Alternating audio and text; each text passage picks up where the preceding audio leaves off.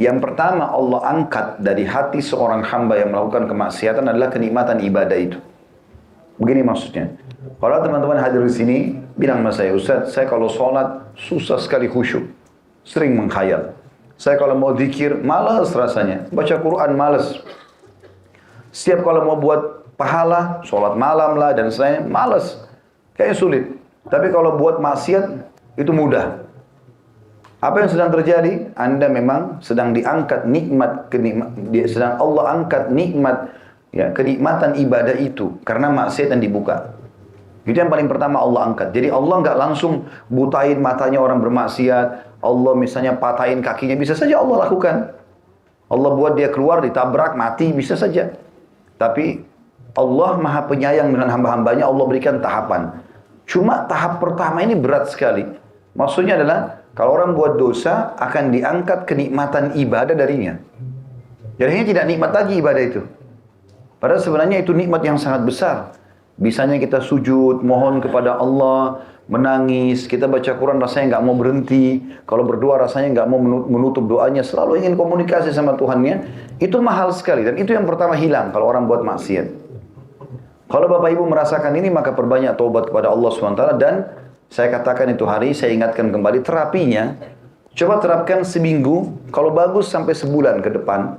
Mulai hari ini coba terapi. Semua ketaatan yang Allah sudah perintahkan, nggak usah ditambah. Seperti misalnya Bapak Ibu biasa sholat 5 waktu wajib, oke? Sholat sunnah yang Bapak Ibu mampu lakukan. Coba lakukan misalnya zikir pagi petang, oke? Misalnya baca Quran 10 ayat per hari, atau jenguk orang sakit, bakti sama orang tua. Apa yang Bapak Ibu biasa kerjakan saja, dikerjakan. Tapi sisi yang lain, Bapak Ibu lebih tahu masing-masing dosa apa yang sedang Anda lakukan, tutup kerannya. Jangan lakukan lagi dosa itu. Biarkan ketaatan ini terus naik, dan ini tertutup. Nanti di sini akan ada kehusyuannya. Akan muncul nanti perasaan nyaman sholat itu, nyaman baca Quran itu, dan seterusnya karena dosanya sudah tertutup. Kalau ini masih dibuka dan masih berimbang, maka tidak ada kenikmatan ibadah, tidak ada kenikmatan juga berbuat dosa itu. Ya. Saya kasih contoh tuh hari kalau masih ingat. Kalau ada orang menggabungkan ini, misal dia mabuk, tapi dia juga jaga sholat. Dia mabuk jam 2 malam, jam 4 subuh, azan subuh misalnya. Sambil mabuk, sambil nggak enak dia. Ini saya mau mabuk, tapi sebentar azan subuh. Jadi mabuknya nggak enak.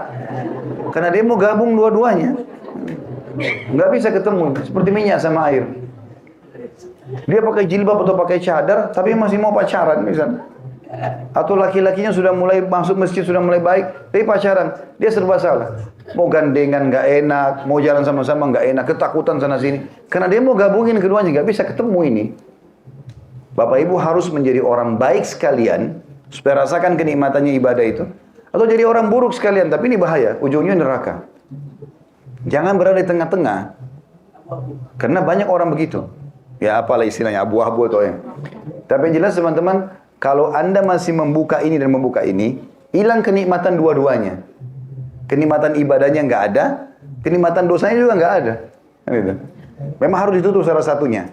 Kalau orang dia tidak mau ibadah sama sekali, pemabuk nggak mau ibadah, nggak pikirin sholat, nggak pikirin apa, dia mabuk sampai jatuh di pinggir jalan, dia nggak peduli kan? Karena dia nikmati dosanya, tapi ini bahaya ke neraka. Atau orang dasarnya nikmati ibadahnya, dia tutup pintu maksiatnya. Kalau Bapak Ibu kerjakan ini, terus ibadah yang rutin saja, yang wajib-wajib misalnya, dosanya ditutup, nanti akan naik terus rate-nya, dosanya turun. Nanti lama-lama makin kental terasa keimanan itu. Sampai pada tingkat, Bapak Ibu bisa jijik dengan dosa itu. Kok kenapa orang itu begitu ya? Kok kenapa dulu saya buat ya? Begitu nanti. Saya tanya sendiri beberapa jemaah saya yang sudah coba terapkan ini. Bagaimana perasaannya, akhi? Oh, saya bertanya-tanya, Ustaz, kenapa dulu saya buat itu ya? Kemana uang saya keluarin dulu begini dan begitu? Itu dulu ada kisahnya. Para sahabat begitu, seperti Ikrimah bin Abi Jahal radhiyallahu anhu. Ini dulu sama ayahnya Abu Jahal suka sekali perangi Islam. Abu Jahal Fir'aunnya umat ini, meninggal dalam keadaan kafir. Anaknya ini Ikrimah selalu ikut ayahnya. Pokoknya kalau mau nyerang Islam, nyumbang duit, dia nyumbang duit, nyumbang pasukan-pasukan, senjata perang, segala macam hal. Terakhir pembebasan kota Mekah, dia masuk Islam. Setelah dia masuk Islam, Allah tanamkan iman dalam hatinya, maka dia melihat Al-Quran sambil dia baca, dia faham.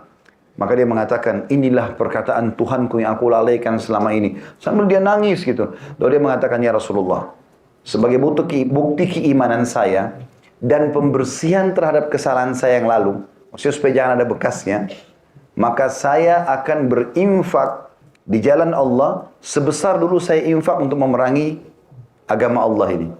Maka dia menebus kesalahannya dulu dengan membayar infaknya. Misal dulu dia sering, naudzubillah, mudah-mudahan sih tidak, tapi ada orang sering traktir temannya di diskotik, perzinahan, hotel dia yang bayarin segala macam. Sekarang bentuk taubatnya dia harus bersihkan itu. Kira-kira supaya dia bisa rasakan kenikmatan imannya. Kira-kira dulu saya biasa bayarin orang berapa sih? Sedekahin sejumlah itu walaupun dicicil. Dengan niat membersihkan itu. Insya Allah akan hilang. Karena selama bekas ada, maka kita akan terus mengingat. Kenapa teman-teman ada yang pernah berbuat dosa, setahun kemudian terjerumus lagi? Karena dia nggak bersihkan bekasnya. Bekasnya masih ada. Sehingga bisa dipicu oleh syaitan. Salah satu ciri teman-teman tobat kita diterima oleh Allah SWT, kata sebagian ulama, adalah kita lupanya terhadap dosa itu. Misal contoh, orang pernah tonton, naudzubillah, film porno yang tidak benar, kemudian dia tonton. Terus dia tobat sekarang. Kalau kapan dia satu waktu ada pemicu untuk nonton lagi, kemudian dia lupa, dia tidak tahu ini cuplikan apa. Itu berarti dulu tobatnya sudah diterima, karena dia sudah lupakan, bekasnya pun hilang. Seperti itulah. Ini harus dilakukan. Mirip juga ini contoh yang lain ya, kalau kita mau minta maaf sama orang. Minta maaf sama orang teman-teman, tidak bisa dengan ucapan maaf saja. Coba hilangkan sesuatu pemicu yang membuat dia masih dendam sama kita. Contoh, kita pegang seember air, niatnya mau dibuang air itu ya. Kita mau buang di depan rumah kita, lewat seseorang, kita tidak niat melempar air ke dia, tapi lewat, terus kita siram, kena dia. Apa yang harus kita lakukan? Minta maaf. Cukup sampai situ? Bajunya basah. Masalahnya. Kalau kita cuma bilang, maafin saya ya, nggak cukup. Coba tawarin lebih jauh daripada itu. Ada bekas loh.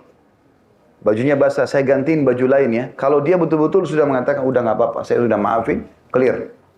Nggak ada masalah. Kita nggak akan ada beban itu. Contoh saja.